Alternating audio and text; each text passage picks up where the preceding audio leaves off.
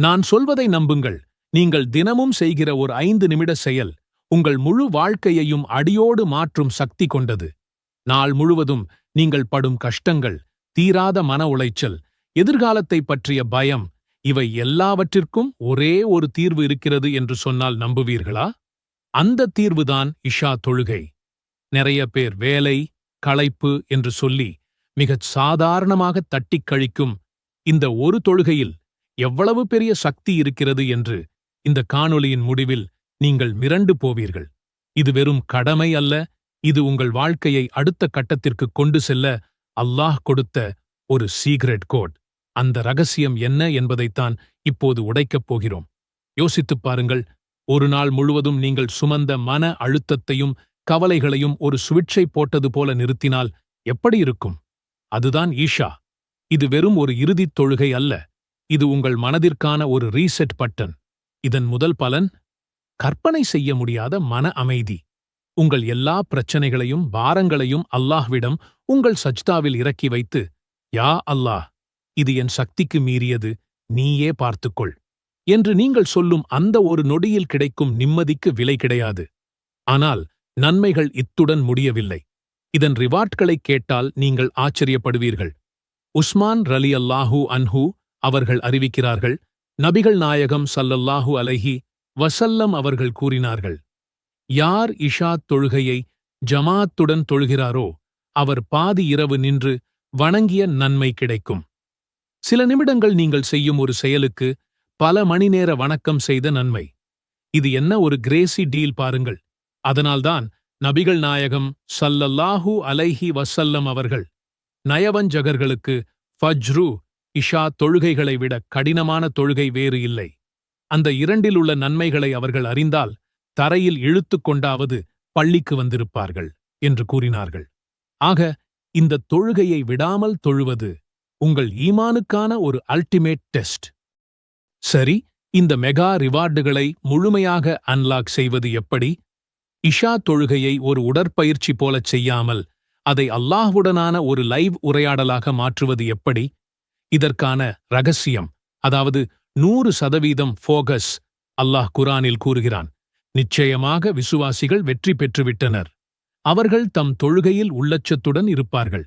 வெற்றி என்பது உள்ளச்சத்துடன் தொழுபவர்களுக்கே.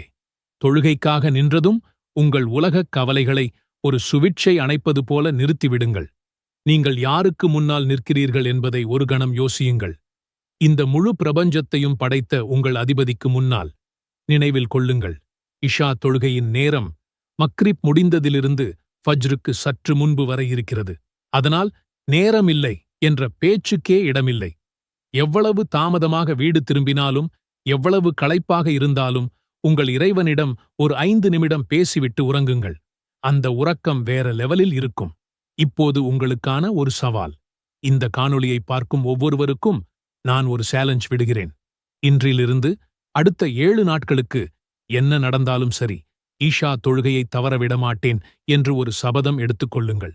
முடிந்தால் பள்ளிவாசலுக்குச் சென்று ஜமாஅத்துடன் தொழுங்கள். முடியவில்லை என்றால் வீட்டில் சரியான நேரத்தில் நிறைவேற்றுங்கள். வெறும் 7 நாட்கள். இந்த சவாலை ஏற்றுக்கொள்பவர்கள் கீழே கமெண்டில் ஐ அக்செப்ட் தி சேலஞ்ச் என்று பதிவிடுங்கள். ஒரு வாரம் கழித்து வந்து உங்கள் வாழ்வில் நடந்த மேஜிக்கை நீங்களே கமெண்டில் சொல்லுங்கள். அது இன்னும் 1000 பேருக்கு உத்வேகத்தை கொடுக்கும். ஒவ்வொரு நாளும் சாயங்காலத்துல சூரியன் மெதுவா கடலுக்குள்ள மறைய வானமே ஒரு ஓவியம் போல செந்நிறத்துல ஜொலிக்கும். அந்தி சாயுற அந்த அற்புதமான நேரத்தை நம்மில எத்தனை பேர் ரசிச்சிருப்போம். ஆனா அந்த கொஞ்ச நேரத்துக்குள்ள ஒரு மிகப்பெரிய பொக்கிஷம் ஒளிஞ்சிருக்குன்னு நமக்கு தெரியுமா? தினமும் சூரியன் மறையிற அந்த சில நிமிடங்கள்ல கிடைக்கிற ஒரு பொக்கிஷத்தை நம்மில் நிறைய பேர் சாதாரணமாக தவற விடுறோம். அந்த நேரத்துல அல்லாஹ் கிட்ட நாம மனசார கேட்டா கிடைக்கிற ஒரு பாக்கியம் அந்த தொழுகையில மறைஞ்சிருக்கு. அது என்ன பொக்கிஷம்னு யோசிச்சிருக்கீங்களா? அதுதான் மக்ரிப் தொழுகை. வாங்க அதோட அருமைகளை நாம ஒன்னா சேர்ந்து தெரிஞ்சுக்கலாம். ஒரு நாள் முழுக்க வேலை, படிப்பு, அலைச்சல்னு ஓடி ஓடி களைச்சுப் போய் நாம வீட்டுக்கு திரும்புற நேரம் அது.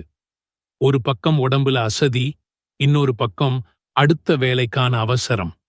இந்த பரபரப்புக்கு நடுவுல பாங்கு சத்தம் காதுல கேட்டா கூட சரி இன்னும் கொஞ்ச நேரத்துல தொழுதுக்கலாம்னு அசால்ட்டா தள்ளி போட்டுடுறோம்.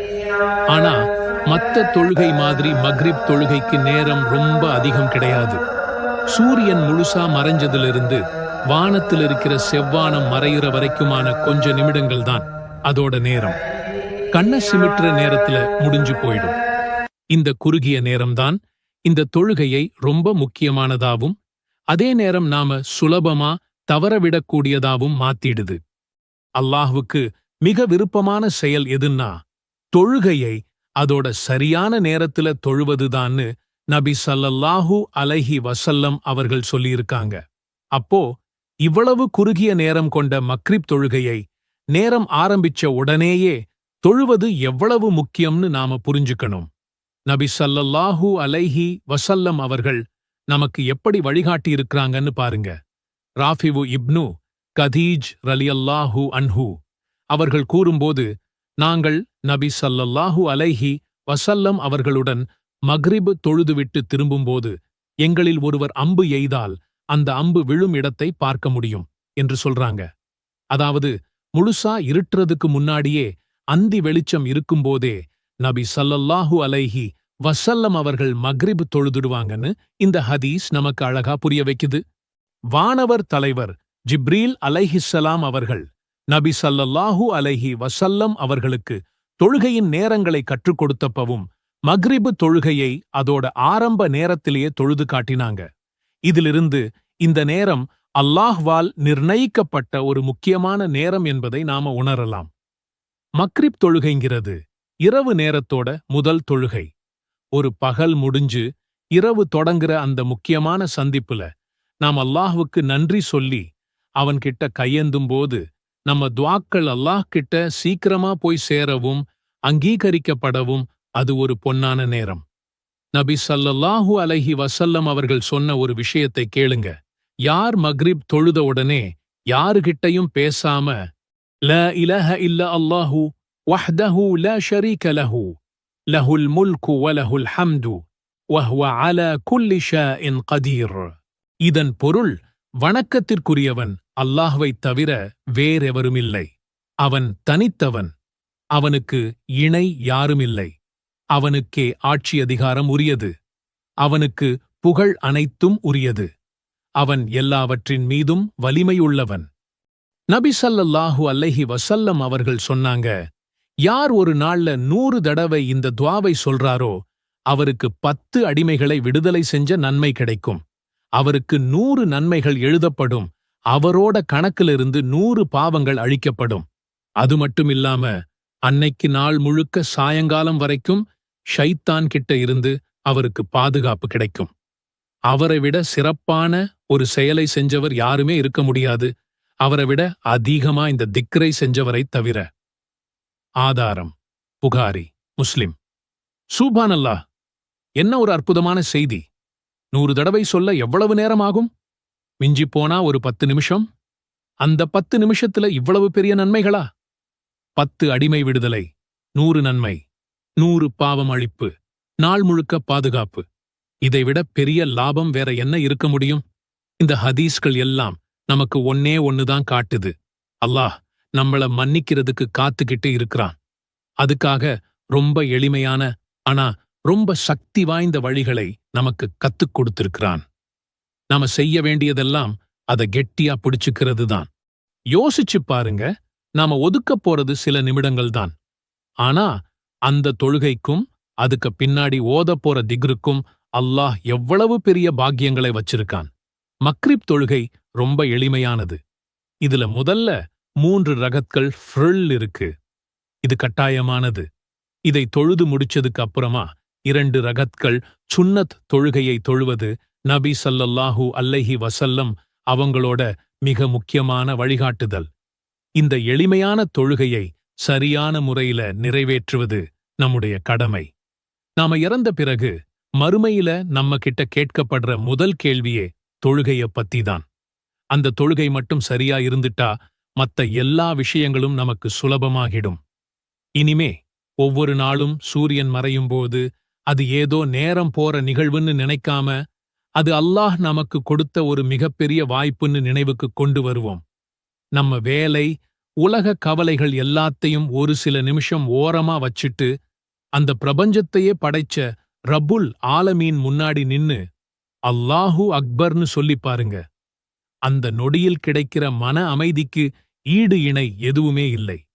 அந்தி சாயும் நேரத்தில் கேட்கப்படும் நமது பிரார்த்தனைகள் வானத்தின் வாசல்களைத் தட்டட்டும்.